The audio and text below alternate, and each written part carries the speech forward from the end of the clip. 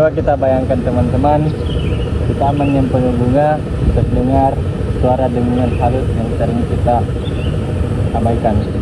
Suara kecil itu ternyata adalah bagian penting dari kehidupan di bumi ini. Suara lebah madu yang sedang bekerja. Jadi betul juga ya, lebah madu itu adalah hewan yang sangat luar biasa. Tapi dia itu juga merupakan hewan yang canggih atau makhluk yang canggih. Jadi mereka bisa berkomunikasi, bekerja sama, dan berkolaborasi. Nah, kemudian menurut Thomas Edison itu pada tahun 1995 di dalam bukunya itu yang berjudul The Wisdom of the Youth itu mengungkapkan bahwa koloni lebah itu merupakan otak besar. Nah, artinya di sini lebah itu bisa hidup tanpa adanya pemimpin tersendiri. Dan yang lebih menarik itu dalam penelitian di Animal Behavior 2023 menunjukkan bahwa perilaku mencari makan lebih adaptif. Mereka bisa mencari makan sangat adaptif karena bisa menyesuaikan pola terbang, waktu keluar, bahkan strategi komunikasi tergantung kondisi lingkungan seperti suhu dan arah matahari.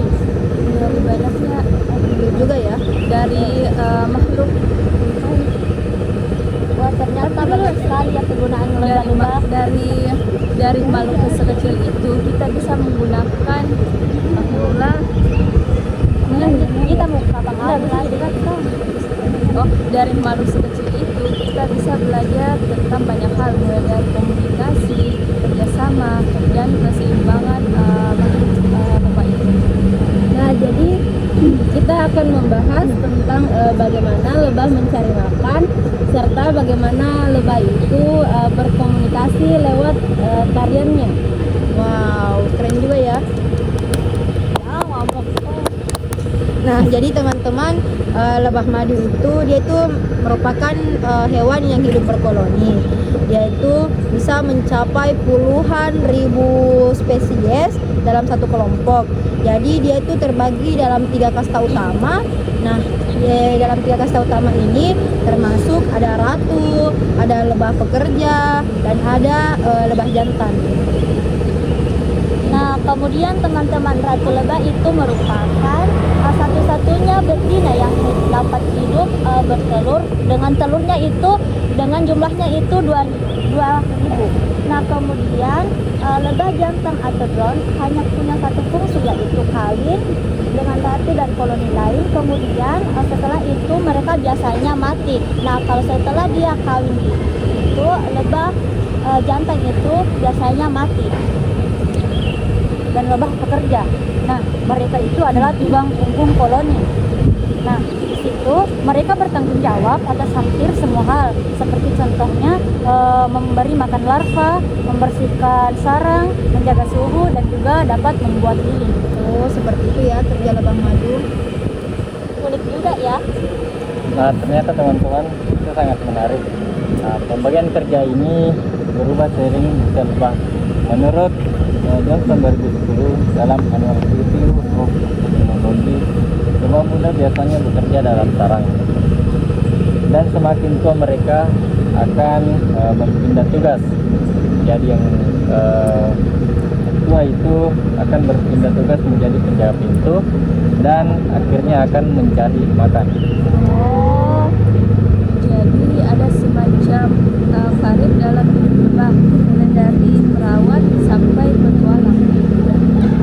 Cepat sekali. Jadi koordinasi semua itu dijaga oleh sesuatu yang disebut dengan feromon, yang merupakan sinyal kimia yang dikeluarkan oleh ratu dan juga lebah pekerja.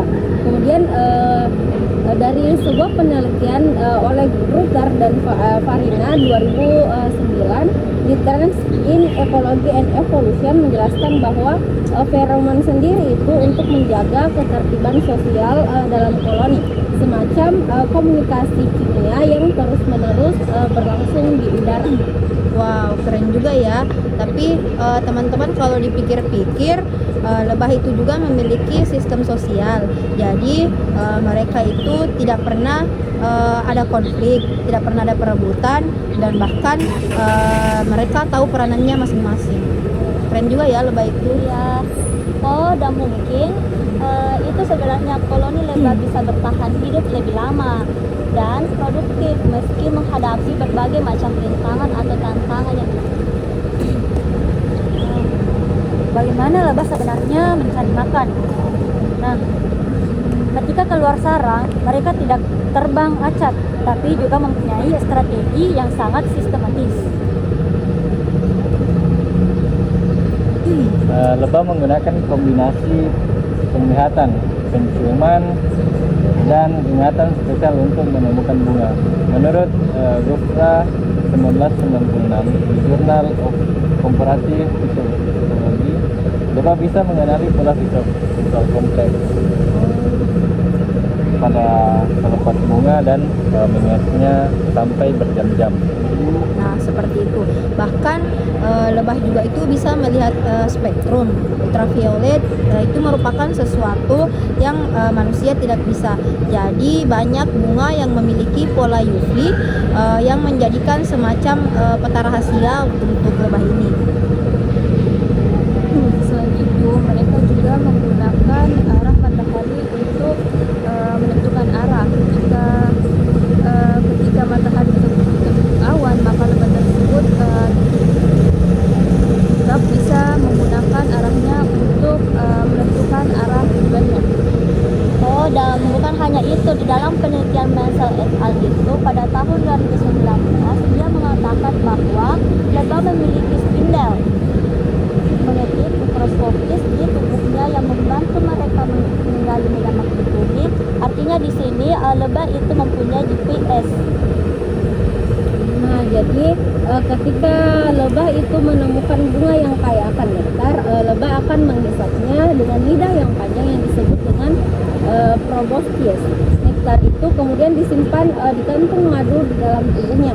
Setelah itu lebah akan kembali ke sarangnya. Kemudian disinilah hal yang paling luar biasa, karena bagaimana lebah tersebut memberitahu kepada teman-temannya bahwa ada tempat yang terdapat ada tempat yang penuh dengan nektar.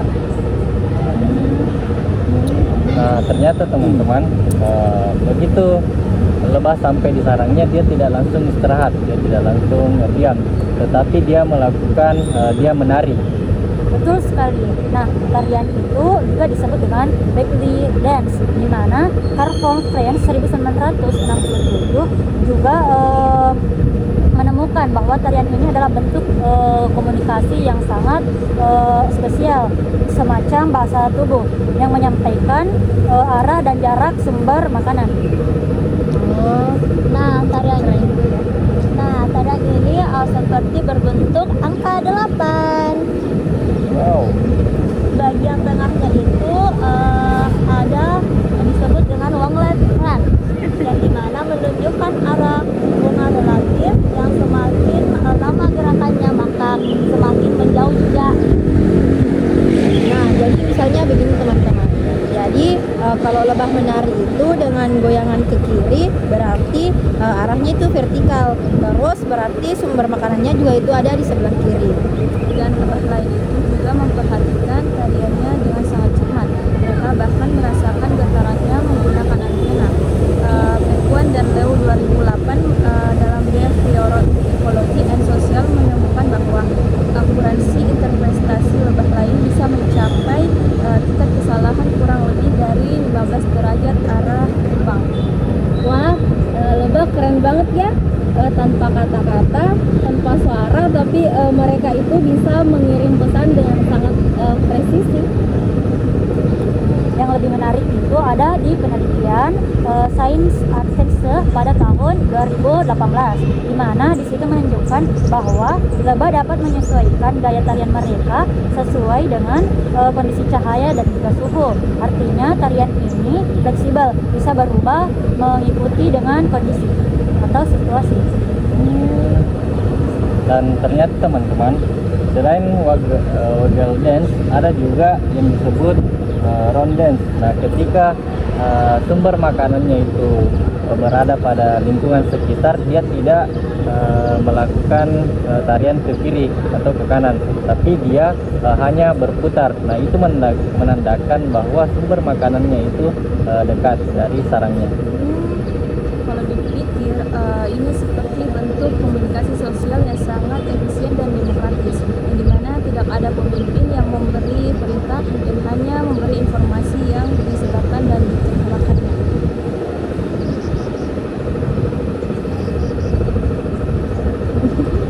Nah, balik ke jalur perilaku, lebah ini ada peran besar mereka bagi kehidupan di bumi. Saat lebah menghisap nektar, mereka juga membantu penyerbukan di tanaman. Nah, betul juga. Jadi menurut laporan dari FAO 2022, sekitar 75% tanaman pangan di dunia ini itu bergantung pada proses penyerbukan. Jadi oleh lebah dan serangga lain. Jadi teman-teman, tanpa lebah kita itu bisa kehilangan banyak sumber makanan penting. Jadi kita sangat hampir ketergantungan terhadap lebah tersebut. Sayangnya, populasi lebah terus menurun. Menurut Scott et al. 2016, dalam Nature mencatat penyebab utama antara lain penggunaan pestisida, penyakit koloni, hilangnya habitat alami, dan juga perubahan iklim global. Kenaikan suhu membuat waktu berbuah tanaman tidak sesuai dengan waktu lebah mencari makan. Akibatnya terjadi phenological mismatch, yang dimana lebah datang ketika bunga belum mekar atau sudah layu. Nah, itu sebabnya teman-teman. Menjaga populasi lebah juga berarti menjaga keseimbangan alam. Tanpa mereka, rantai ekosistem bisa terganggu secara serius. Dan teman-teman, mungkin ini saatnya kita sebagai manusia itu meniru etos kerja dari lebah, seperti dari kerja keras lebah, bagaimana mereka disiplin, efisien dalam bekerja, dan mereka itu bekerja untuk kepentingan bersama, bukan untuk kepentingan individu. Nah, dari lebah kita belajar caranya kerjasama, pentingnya kerjasama. Dalam pengorbanan, tidak ada yang bekerja untuk dirinya sendiri, tapi untuk kelangsungan hidup bersama. Ya, adapun itu, lebah itu mencari makan bukan hanya sekedar untuk bertahan hidup, namun tentang membangun keseimbangan antara kebutuhan diri dengan kelestarian alam. Lebah menari bukan hanya karena estetika, tapi karena fungsi. Nah, fungsi tersebut itu ada harmoni yang indah, sedangkan harmoni itu sains alam dan kehidupan.